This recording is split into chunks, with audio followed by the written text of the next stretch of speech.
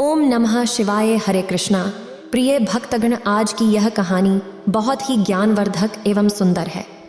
इस कहानी को सुनने मात्र से ही आप सभी को आपके जीवन में खुशियां एवं बहुत सारी जानकारियां प्राप्त होगी। यह कहानी हमारे जीवन पर आधारित है और यह बताती है कि अगर कोई व्यक्ति इसे अपने जीवन में उतार लेते हैं तो उनके जीवन में कभी किसी प्रकार का दुख नहीं आता है। इसलिए यह कहानी पवित्र और बहुत महत्वपूर्ण है, तो प्रेम से सुनिए। देवाधिदेव महादेव कहते हैं कि जो नर नारी इस कहानी को ध्यान से सुनता है उन सभी के पाप पल भर में दूर हो जाते हैं और उसके जीवन से सभी दुखों का अंत हो जाता है। वह व्यक्ति जो इस कहानी को पूरी ध्यान से सुनता है उस पर देवाधिदेव महादेव की अत्यंत कृपा होती है। प्रिय भक्तगण, इस कहानी को सुनने से मनुष्य को अच्छे कर्म करने की प्रेरणा मिलती है। यह कहानी मनुष्य को उसके जीवन में सदाचार पर चलने की प्रेरणा देती है। कहानी शुरू करने से पहले जो लोग हमसे नए जुड़े हैं वो हमारे चैनल को सब्सक्राइब करें और अच्छे अच्छे कमेंट करें।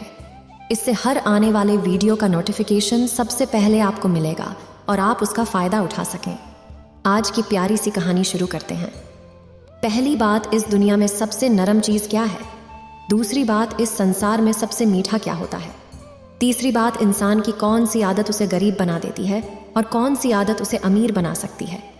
इसलिए प्रिय भक्तगण, एक बार भगवान शिव कैलाश पर्वत पर ध्यान कर रहे थे। उसी समय माता पार्वती उनसे मिलने के लिए कैलाश पर्वत की ओर जाती हैं। तो सुनिए भक्तजन, आगे क्या हुआ। जिस समय पर माता पार्वती कैलाश पर्वत की तरफ जा रही होती है उसी समय पर माता पार्वती की निगाह पृथ्वी लोक में एक स्त्री और पुरुष के ऊपर पड़ती है। तो माता पार्वती क्या देखती है कि इस पृथ्वी लोक में कुछ इंसान बहुत सुखी है और कुछ इंसान बहुत दुखी हैं। कुछ अपने अपने माँ बाप की सेवा कर रहे हैं तो कुछ अपने अपने माँ बाप को ठोकरें मार रहे हैं। प्रिय भक्तों, यह सब माता देखती हैं और बहुत ही दुखी होती हैं और उनके मन में विचार आता है, आखिर क्यों मृत्युलोक में खुश इंसान बहुत कम पाए जाते हैं? वे खुश क्यों नहीं रहते और दुखी क्यों रहते हैं? भक्तों, यह सब प्रश्न माता पार्वती के मन में आ रहे थे और भी बहुत सारे प्रश्न उनके मन में उठ रहे थे। इस बीच वह कैलाश पर्वत पर पहुंच जाती है और वहां भगवान शिव से प्रार्थना करने लगती हैं। हे प्रभु, मेरे मन में आज 3 प्रश्न आया है। भगवान शिव ने कहा, हे पार्वती, तुम अपने प्रश्न बताओ, मैं तुम्हें उनके उत्तर जरूर दूंगा और तुम्हें पूरी तरह से संतुष्ट करने की कोशिश करूंगा। भक्तों, भगवान शिव की बात सुन करके माता पार्वती कहने लगी, प्रभु मेरे 3 प्रश्न हैं। नंबर 1, इस दुनिया में सबसे नरम चीज़ क्या है? नंबर 2, इस संसार में सर्वथ से भी मीठा क्या है? नंबर 3, इंसान की कौन सी आदत उसे अमीर एवं कौन सी आदत उसे गरीब बना देती है? भक्तों, माता पार्वती की बात सुन करके भगवान शिव कहने लगे, देखो पार्वती, अब मैं तुम्हें एक कहानी सुनाता हूँ। इस कहानी को ध्यान से सुनना।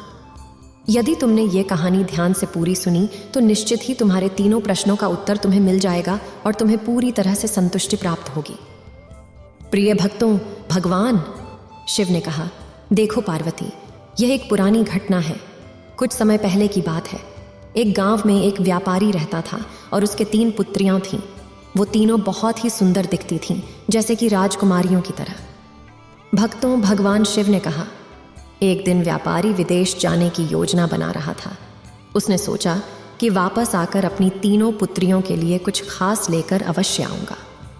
अब भक्तों, भगवान शिव कहते हैं, पार्वती, अब वो सौदागर मन में सोचने लगा, आखिरकार मैं 3 बेटियों के लिए लेकर क्या आऊँगा? मुझे अपनी 3 बेटियों से एक बार पूछ लेना चाहिए। भक्तों, भगवान शिव कहते हैं, हे पार्वती, इसी तरह मन में विचार करके उस सौदागर ने अपनी 3 बेटियों को अपने पास बुलाया और सबसे बड़ी बेटी से कहा, बेटी, तुम मुझे कितना प्यार करती हो?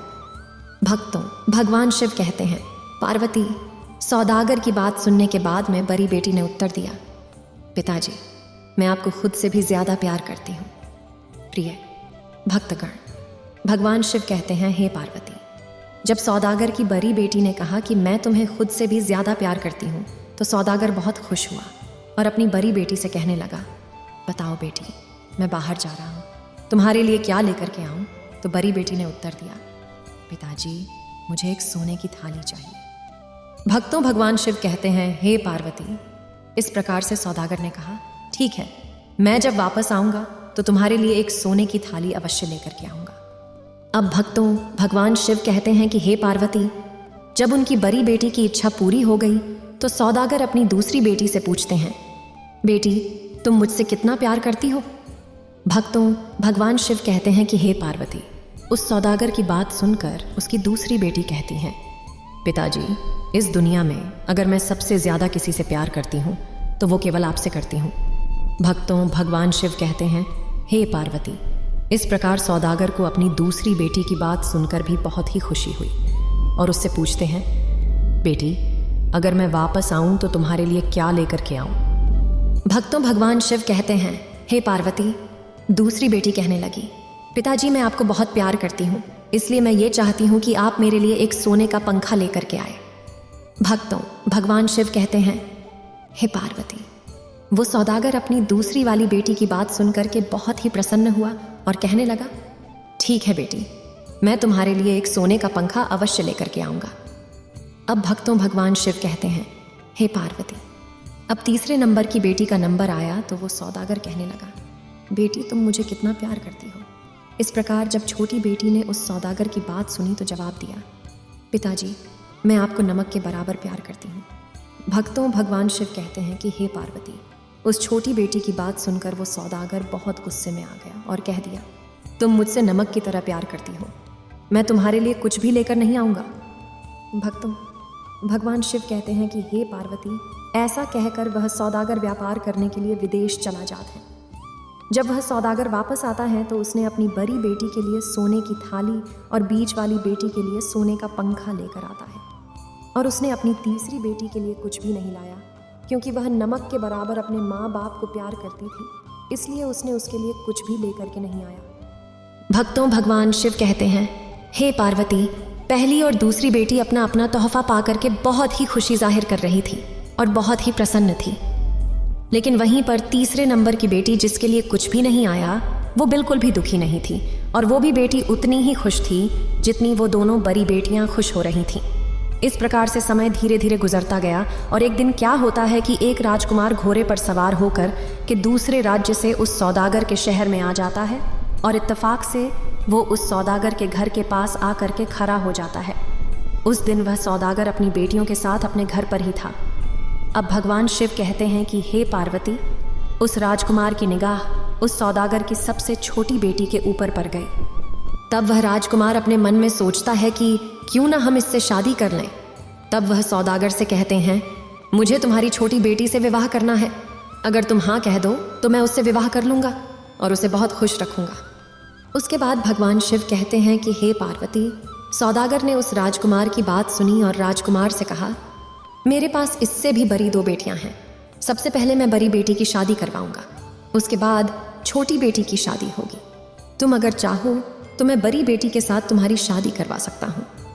फिर राजकुमार ने सौदागर की बड़ी बेटी को देखा और कहा, ठीक है, मैं तुम्हारी बड़ी बेटी को अपने साथ ले जाऊंगा और मैं सबसे पहले अपने माता पिता को मिलाऊंगा। उनकी सहमति होने पर ही मैं आपकी बड़ी बेटी के साथ शादी कर लूँगा। अगर मेरे माता पिता की मंजूरी नहीं हुई तो 2 दिनों के अंदर मैं आपकी बेटी को वापस आपके घर छोड़ दूंगा। भक्तों, भगवान शिव कहते हैं, हे पार्वती, इस प्रकार से राजकुमार की बात सुनकर के उस सौदागर ने राजकुमार के साथ में जाने के लिए अपनी बड़ी बेटी को आज्ञा दे दी। भक्तों, भगवान शिव कहते हैं, हे पार्वती, राजकुमार लड़की को लेकर के घर के अंदर गया तो उसे एक कमरे में एक नरम आसन पर बैठने को कहा। भक्तों, भगवान शिव कहते हैं, हे पार्वती, अब गौर करना, उस राजकुमार ने एक सुंदर एवं नरम आसन पर जब सौदागर की बड़ी बेटी को बैठाया और दासी से कहा, इसके लिए एक गिलास शरबत लेकर के आओ। इस प्रकार राजकुमार की बात सुनकर वो सौदागर की बड़ी लड़की उस नरम आसन पर बैठ गई, और जैसे ही उसने शरबत का ग्लास अपने मुंह से लगाया तब उसका मन पूरी तरह से खुश हो गया।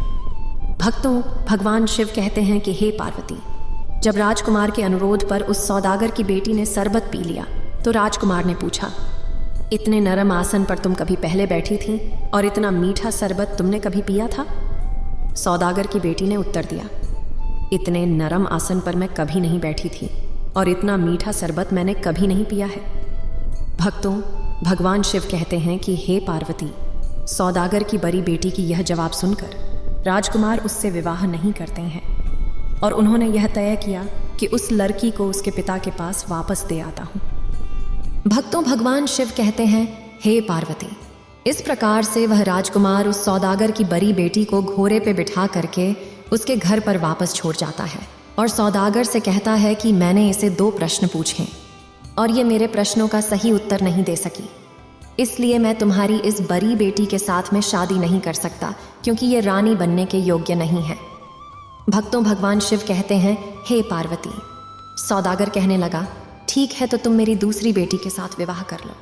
इस प्रकार से वह राजकुमार जब दूसरी बेटी को ले करके उसी महल के कमरे में आया और उसे सुंदर से नरम आसन पर बिठा करके जब शरबत पिलाया, तो उससे भी राजकुमार ने प्रश्न किया, क्या तुम इससे पहले इतने नरम आसन पर बैठी हो? क्या तुमने इससे मीठा शरबत कभी पिया है? भक्तों, भगवान शिव कहते हैं, हे पार्वती। वह दूसरी बेटी ने भी उत्तर दिया कि मैंने ना तो इतने नरम आसन पर कभी बैठी है और ना ही मैंने कभी इतना मीठा शरबत पिया है। तब राजकुमार ने कहा, तो फिर तुम रानी बनने के योग्य नहीं हो। इस तरह वह राजकुमार उस सौदागर की दूसरी बेटी को वापस छोड़ आए। भक्तों, फिर भगवान शिव कहते हैं कि हे पार्वती, जब वह राजकुमार उस सौदागर की तीसरी बेटी को लेकर अपने महल पहुंचा और उस राजकुमार ने उसे उसी नरम आसन पर बिठाया और शरबत पिलाया। जब उस लड़की ने शरबत पी लिया तो राजकुमार ने पूछा, क्या तुमने कभी इतने नरम आसन पर बैठी हो और तुमने कभी इतना मीठा शरबत पिया है? भक्तों, भगवान शिव कहते हैं कि हे पार्वती, तुम्हारे प्रश्न का उत्तर तुम्हें मिलने वाला है, इसीलिए सो मत जाना। ध्यान से मेरी कहानी को पूरा सुनो। भक्तों, भगवान शिव कहते हैं कि हे पार्वती। इस प्रकार से राजकुमार की बात को सुनकर के सौदागर की तीसरी बेटी हंस करके कहने लगी, तुम्हारा पहला प्रश्न है कि इससे भी नरम आसन पर मैं कभी बैठी हूं, तो हाँ, इससे भी नरम आसन माँ की गोद होता है जो मैं उसमें झूली हूँ। और तुम्हारा दूसरा प्रश्न है कि जो शरबत तुमने मुझे पिलाया है उससे भी स्वादिष्ट और मीठा मैंने कभी पिया है, तो हाँ, पिया है। तुम्हारे इस शरबत से ज्यादा मीठा और स्वादिष्ट माँ का दूध होता है जो मैंने बहुत पहले पिया है। भक्तों, भगवान शिव कहते हैं, हे पार्वती। इस प्रकार वह राजकुमार अपने प्रश्नों के उत्तर जानने के बाद में पूरी तरह संतुष्ट हो गया और उसने सौदागर की उस तीसरी लड़की के साथ में विवाह किया। एक दिन उस सौदागर की छोटी बेटी ने महल में अपने पिता को खाने पे बुलाया। उसने बड़े अच्छे अच्छे पकवान बनवाया। उस सौदागर के सामने बड़े ही स्वादिष्ट भोजन परोसे गए, लेकिन उसमें सब कुछ मीठा ही था, उसमें नमक बिल्कुल नहीं था। वह सौदागर जो भी सब्जी खाने की कोशिश करता, वह सारी सब्जी बहुत ही अच्छी बनी थी, किसी प्रकार की कोई कमी नहीं थी। लेकिन कमी थी तो केवल एक नमक की, और वह जो बिना नमक की सब्जियां थीं वो खास तौर पर उस सौदागर की तीसरी बेटी ने अपने पिताजी के लिए ही बनाई थी। भक्तों, भगवान शिव कहते हैं कि हे पार्वती, अब वह सौदागर बहुत गुस्से में है। उसने राजकुमार को बुलाया और कहा, यह कैसी दावत है? इस सब्जी में तो नमक ही नहीं है। बताओ, बिना नमक के सब्जी का स्वाद कैसा होता है? भक्तों, भगवान शिव ने कहा, हे पार्वती। तब उस राजकुमार ने सौदागर से कहा, खास तुम्हारे लिए तुम्हारी बेटी ने ये सब्जियां बनाई हैं। तब सौदागर ने अपनी तीसरी बेटी को बुलाया और कहा, तुमने इसमें नमक बिल्कुल नहीं डाला है, बताओ नमक के बिना कैसा स्वाद होता है? सौदागर की तीसरी बेटी ने कहा, पिताजी, आपने मुझसे पूछा था कि मैं आपको कितना प्यार करती हूँ, और मैंने आपसे कहा था कि नमक के बराबर। आज आपको उस नमक की आवश्यकता है, क्योंकि बिना नमक के सब्जी में कोई टेस्ट नहीं आ सकता, चाहे सब्जी में कितना भी मेवा मिष्ठान मिला दो। लेकिन जब तक नमक नहीं होगा तब तक वो सब कुछ बेकार है। बिना नमक के सब कुछ बेकार होता है। इसीलिए पिताजी, मैंने आपसे कहा था कि मैं आपको नमक के बराबर प्यार करती हूँ। आज आपके सामने इतने सारे मेवा मिष्ठान रखे हुए हैं, उन सब को छोड़ करके यदि आपने याद किया तो केवल उस नमक को जिसके बिना सारा स्वाद फीका है। भक्तों, भगवान शिव कहते हैं, हे पार्वती। इस प्रकार उस सौदागर को अपनी गलती पर बहुत बड़ा पश्चाताप हुआ और फिर उसने अपनी बेटी को पुनः गले से लगा लिया। कहा, बेटी, वास्तव में तुम मुझे बहुत ज़्यादा प्यार करती हो, इतना कोई नहीं कर सकता। भक्तों, भगवान शिव कहते हैं, हे पार्वती, अब तुम्हारा तीसरा प्रश्न, कौन सी आदत इंसान को गरीब और कौन सी आदत इंसान को अमीर बना देती हैं, तो ध्यान से समझ लो। उस सौदागर की 3 बेटियां थीं। 2 बेटियां जान से भी ज़्यादा प्यार करती थीं और ये तीसरी बेटी नमक के बराबर प्यार करती थी, यानी माँ बाप से असली प्यार। माता पिता की वास्तविक सेवा वो तीसरी बेटी करती थी और उन 2 लड़कियों को तो केवल सोने की थाली और सोने का पंखा ही मिला और वह तीसरी लड़की अपने माता पिता से सच्चा प्यार करती थी, उनकी सच्ची सेवा करती थी। इसी कारण उसकी शादी एक राजकुमार के साथ हुई और वह बहुत धनवान हुई। इसलिए यह बात याद रखनी चाहिए, जो भी व्यक्ति अपने माता पिता की सेवा करते हैं और उनसे प्यार करते हैं वह सदैव धनवान होते हैं, और जो अपने माता पिता का अनादर करते हैं, जो अपने माता पिता से सच्चा प्यार नहीं करते, जो उनकी सेवा नहीं करते, उनके पास कभी भी लक्ष्मी नहीं आती। उन घरों से लक्ष्मी हमेशा दूर रहती है और उनका जीवन हमेशा कठिनाइयों में ही बीतता है। इसलिए भक्तों, इस कहानी से हमें यह सीखना चाहिए कि माता पिता के पैरों के नीचे स्वर्ग होता है। माता पिता से सच्चा प्यार करना चाहिए और माता पिता की सच्ची सेवा करनी चाहिए। जो लोग माँ बाप की सच्ची सेवा करते, निश्चित तौर पर उनका जीवन सफल हो जाता है। वो इंसान हमेशा धनवान होते हैं, जीवन में कभी उनको कोई कष्ट नहीं होता। तो भक्तों, यदि आपको हमारी वीडियो पसंद आई हो तो प्लीज़ आप हमारे चैनल को अभी सब्सक्राइब कर लें, क्योंकि आपका एक सब्सक्राइब हमारे लिए बहुत ही महत्व रखता है। तो प्रेम से बोलिए बाबा भोलेनाथ की जय, माता पार्वती की जय। हमारे महादेव ऐसे ही हैं, वे सब पर अपनी कृपा करते रहते हैं। जो एक बार प्रेम से उन्हें पुकारता है, उन्हें अपना बनाता है, उसकी सारी मनोकामना भोलेनाथ जी पूरा करते हैं।